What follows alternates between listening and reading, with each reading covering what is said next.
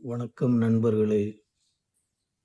இன்று உலகம் முழுவதும் கோடிக்கணக்கான மக்களை பாதித்து வரும் ஒரு அமைதியான கொலையாளி பற்றி தான் பேச போகிறோம். அது என்ன அப்படின்னா, உயர் இரத்த அழுத்தம், அதாவது ஹை பிளட் ப்ரெஷர் அல்லது ஹைப்பர் டென்ஷன் அப்படின்னு சொல்லுவாங்க. இந்த வீடியோவில் இதை பற்றி தான் பார்க்க போகிறோம். இந்த வீடியோ உங்களுக்கு பிடிச்சிருந்தால் லைக் பண்ணுங்கள், சப்ஸ்கிரைப் பண்ணுங்கள், ஷேர் பண்ணுங்கள். பலருக்கு இந்த நோய் இருப்பதே தெரியாது. ஆனால் ஆரம்ப நிலையில் எந்த அறிகுறிகளும் இல்லாமல் இருக்கலாம். சிகிச்சை பெறாமல் விட்டால் இதய நோய், பக்கவாதம், சிறுநீரக பாதிப்பு போன்ற கடுமையான பிரச்சனைகளை ஏற்படுத்தும். நம்ம இந்த வீடியோவில் என்ன பார்க்க போகிறோம் அப்படின்னா, இரத்த அழுத்தம் அப்படின்னா என்ன, உயர் இரத்த அழுத்தம் எப்படி உருவாகிறது, அறிகுறிகள் என்னென்ன, அதற்கு காரணங்கள் என்னென்ன, யாருக்கு அதிக ஆபத்து, என்னென்ன சிக்கல்கள் ஏற்படும், எப்படி கண்டறிவது, சிகிச்சை முறைகள், உணவு முறைகள், உடற்பயிற்சி, தடுக்கும் வழிமுறைகள், இதை பற்றி தான் நம்ம இந்த வீடியோவில் பார்க்க போகிறோம். வாங்க வீடியோக்குள்ளே போவோம். ஃபஸ்ட்டு இரத்த அழுத்தம் அப்படின்னா என்ன? நமது இதயம் ஒவ்வொரு நொடியும் உடலின் அனைத்து பகுதிகளுக்கும் இரத்தத்தை அனுப்புகிறது. இந்த இரத்த நாளங்களின் சுவர்களில் ஏற்படும் அழுத்தமே பிளட் ப்ரெஷர் அப்படின்னு சொல்கிறோம். இந்த இரத்த அழுத்தம் 2 எண்களால் அளவிடப்படுகிறது. அதாவது systolic pressure and diastolic pressure அப்படின்ட்டு. இந்த சிஸ்டோலிக் ப்ரெஷர் இதயம் சுருங்கி இரத்தத்தை வெளியேற்றும் போது ஏற்படும் ஒரு அழுத்தத்தை தான் நம்ம சிஸ்டோலிக் ப்ரெஷர்னு சொல்லுவோம். டயஸ்டோலிக் ப்ரெஷர் அப்படின்னு சொல்லியது இதயம் ஓய்வெடுக்கும் போது இருக்கும் அழுத்தத்தை தான் டயஸ்டோலிக் அப்படின்னு சொல்கிறோம். உதாரணம் 120/80 mmHg. அதாவது இதில் 120 பார்த்தீங்க அப்படின்னா சிஸ்டோலிக், 80 பார்த்தீங்கன்னா டயஸ்டோலிக். இதுதான் சாதாரண இரத்த அழுத்தமாக கருதப்படுது. அடுத்து பார்த்தீங்கன்னா, உயர் இரத்த அழுத்தம் அப்படின்னா என்ன? இரத்தம் அழுத்தம் தொடர்ந்து அதிகமாக இருக்கும் நிலை. பொதுவாக 180/120/80 நார்மல். இதில் நீங்கள் பார்த்தீங்கன்னா 120/129 எலிவேட்டட். அப்புறம் பார்த்தீங்கன்னா 130/139 ஸ்டேஜ் 1 ஹைப்பர் டென்ஷன் அப்படின்னு சொல்லுவாங்க. அப்புறம் 140/90 அல்லது அதற்கு மேலே இருந்தால் ஸ்டேஜ் 2 ஹைப்பர் டென்ஷன் அப்படின்னு சொல்லுவாங்க. 180/120க்கு மேல் இதை மருத்துவ அவசர நிலை அப்படின்ட்டு சொல்லுவாங்க. இதை தான் நம்ம உயர் இரத்த அழுத்தம் அப்படிங்கிறோம். இதை ஏன் சைலண்ட் கில்லர் என்ன அப்படின்னா, பல வருடங்கள் எந்த அறிகுறியும் இல்லாமல் இருக்கும். ஒருவருக்கு உயர் இரத்த அழுத்தம் இருந்தாலும் வேலை செய்யலாம், நடக்கலாம், சாப்பிடலாம். ஆனால் உள்ளுக்குள்ள இதயம் பாதிக்கப்படும், மூளை பாதிக்கப்படும், சிறுநீரகம் பாதிக்கப்படும். இதனால தான் இதை ஒரு சைலண்ட் கில்லர்னு நம்ம சொல்கிறோம். அப்புறம் பார்த்திங்கன்னா, இதுக்கு சில அறிகுறிகள் இருக்குது. ஆரம்ப நிலை அறிகுறிகள் அப்படின்னு பார்த்திங்கன்னா, சிலருக்கு தலைவலி, தலை சுற்றல், மூச்சு திணறல், நெஞ்சு வலி, இதய துடிப்பு அதிகரித்தல், கண் மங்குதல், சோர்வு போன்றவை இருக்கலாம். இந்த உயர் இரத்த அழுத்தத்தின் முக்கிய காரணங்கள் அப்படின்னு பார்த்தீங்கன்னா, அதிக உப்பு,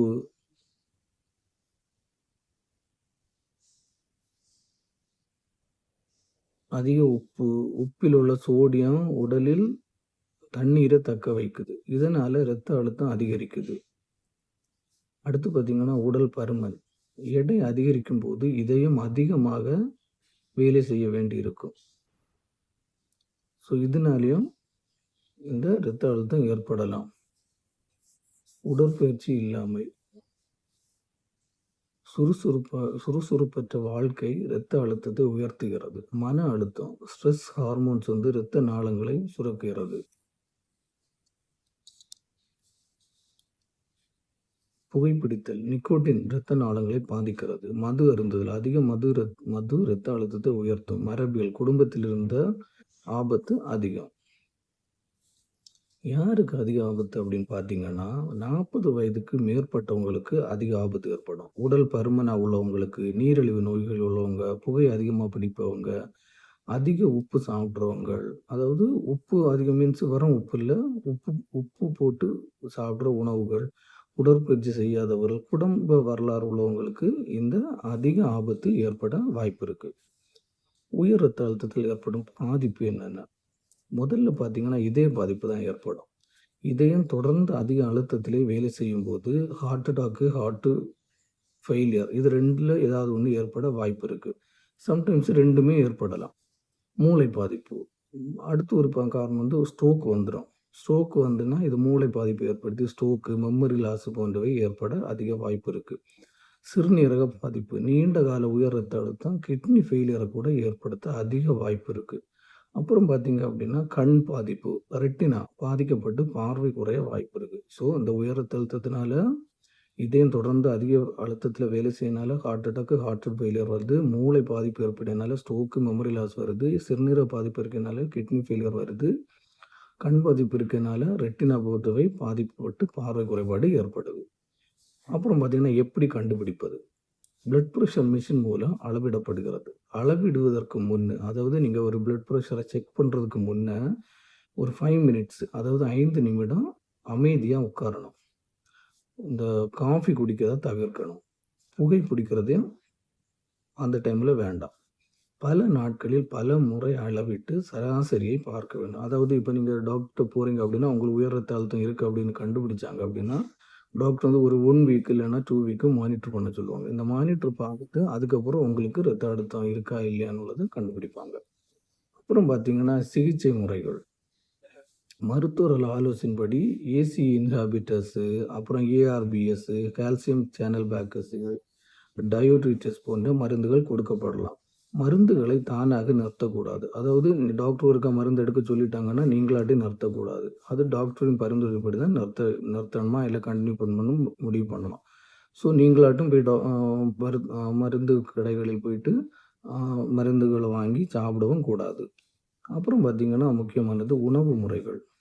நம்ம என்ன உணவு முறைகள சாப்பிட வேணும் அப்படின்னா, நல்ல சத்தான காய்கறிகளை சாப்பிட வேண்டும். பழங்கள், முழு தானியங்கள், பருப்பு வகைகள், மீன், நார்ச்சத்து உணவுகள் போன்றவைகளை சாப்பிட வேணும். அதாவது நல்ல காய்கறிகள் எடுக்கணும்.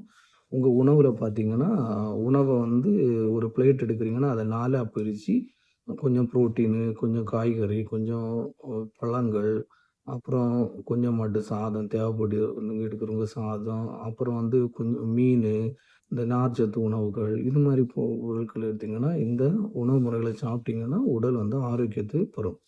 அப்புறம் நீங்க இதனால இந்த பிளட் பிரஷர் வராம இருக்கணும், இல்லன்னா குறைக்க வேண்டியது என்னெல்லாம் அப்படின்னு பார்த்தீங்கன்னா, அதிகமா உப்பு போட்டு சாப்பிடுறது இதெல்லாம் நிறுத்தணும். அதாவது ரொம்ப உப்புள்ள பொருட்கள எடுக்கக்கூடாது. உணவுகளை தவிர்க்கணும். ஃபாஸ்ட் ஃபுட்ட தவிர்க்கணும்.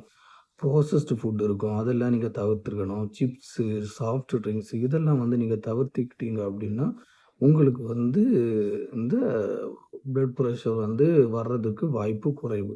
அப்புறம் பார்த்தீங்கன்னா, இந்த டேஷ் டயட் அப்படின்னு சொல்லுவாங்க. இது என்ன அப்படின்னா, உயர் ரத்த அழுத்தத்திற்கு உலக உலக அளவியல்ல வந்து சில உணவு முறைகள பரிந்துரைக்கப்படுகிறது. இத தான் நம்ம டேஷ் ஆ அப்படின்னு சொல்றோம். டேஷ் டயட் அப்படின்னு சொல்றோம். Dietary approaches to stop hypertension அப்படின்னு சொல்லுவாங்க. அதாவது டிஏஎஸ் மீனிங் வந்து dietary dietary appro approaches to stop hypertension அப்படின்னு சொல்லுவாங்க. இதில வந்து நீங்க பழங்கள், காய்கறிகள், குறைந்த கொழுப்பு பால், முழு தானியங்கள் அதிகமா சேர்க்கப்படுகின்றன. நான் நேரமே சொன்ன மாரி அளவாத்து இதெல்லாம் எடுத்துக்கணும் அப்படின்னு சொன்னேன்ல. அப்புறம் பார்த்தீங்கன்னா, உடற்பயிற்சி. வாரத்துக்கு குறைந்தது 150 நிமிடங்கள் மிதமான உடற்பயிற்சி. உதாரணம் வேக நடை, சைக்கிள், நீச்சல், யோகா இத போன்றவைகள செய்யலாம். வேகமா நடக்கிறது, சைக்கிளு, நீச்சல் போன்றவைகள வந்து யோகா போன்றவைகள எடுத்து செய்யலாம். அப்புறம் பார்த்தீங்கன்னா, மன அழுத்தத்தை கட்டுப்படுத்துவது. இந்த தியானம், யோகா, ஆழ்ந்த மூச்சு பயிற்சி, நல்ல தூக்கம் இவை இரத்த அழுத்தத்த குறைக்க பொதுவா உதவுகிறது. பொதுவான தவறான நம்பிக்கைகள் அப்படின்னு பார்த்தீங்கன்னா, என்ன நம்பிக்கை இருக்குன்னா, எனக்கு அறிகுறி இல்ல. எனவே பிபி இல்லையா அப்படின்னு கேட்டா, அது வந்து ஒரு தவறான நம்பிக்கை. சொல்ல முடியாது. அறிகுறி இல்லாமலும் உங்களுக்கு பிபி இருக்கலாம். மருந்து சில மாதங்கள் எடுத்தா போதுமா அப்படின்னா, இல்ல. டாக்டர் பரிந்துரைக்கிற வரைக்கும் நீங்க மருந்து எடுத்துட்டு தான் இருக்கணும். வீட்டு வைத்தியத்தில குறையுமான்னு பார்த்தா, அதுவும் ஒரு தவறான நம்பிக்கை. வீட்டு வைத்தியத்தில குறையறதுக்கு வாய்ப்பு குறைவா இருக்கலாம். ஸோ பாருங்க. தடுக்கும் முறைகள். மெயினா வந்து பார்த்தீங்கன்னா, உப்ப குறைக்கணும், தினமும் உடற்பயிற்சி செய்யணும், உடல் எடையை கட்டுப்படுத்தணும், புகைப்பிடிப்பதை நிறுத்தணும், மதுவை தவிர்க்கணும், போதுமான தூக்கம் பெறணும். இதெல்லாம் இருந்து இருந்து அப்படின்னு சொன்னா, உங்களுக்கு தடுக்கலாம். அப்புறம் பார்த்தீங்கன்னா, மிக முக்கியமான ஒன்று பார்த்தீங்க அப்படின்னா, வருடத்திற்கு ஒரு முறை பிபி பரிசோதனை செய்யப்படும். அப்ப என்னென்ன தடுப்பூசிகள்னா, இப்ப இது நம்ம செல்ஃப் நம்மளோட ரத்த அழுத்தத்த தடுக்கிறதுக்குள்ள ஒரு இது.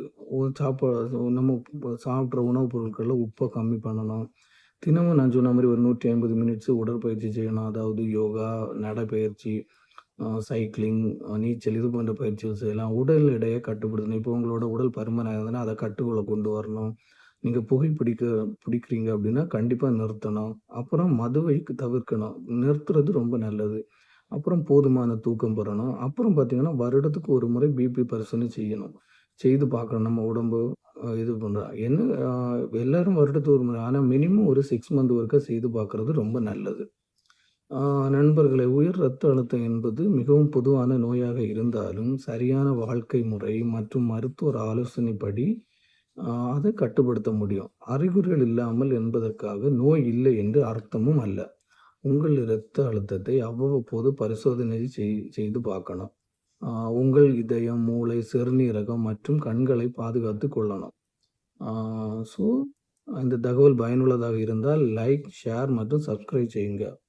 ஆ மீண்டும் மற்றொரு முக்கியமான நோயைப் பற்றி அடுத்த வீடியோவில் பார்ப்போம். நன்றி.